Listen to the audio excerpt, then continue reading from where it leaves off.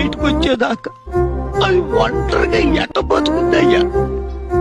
అందుకే నా కోసం ఎదురు చూడకుండా ఇంకెవరైనా పెళ్లి చేసుకోమని ఇందులో రాశాను.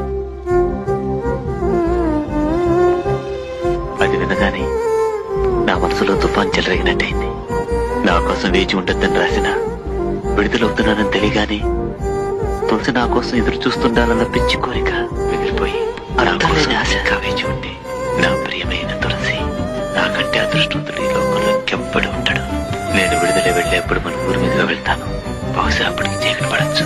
మనం ఎప్పుడు కలుసుకునే ఆ చెట్టు దగ్గర నువ్వు పూజించే ఆ కృష్ణ విగ్రహం ముందు ఒకే ఒక దీపం వెలిగించి పెట్టు.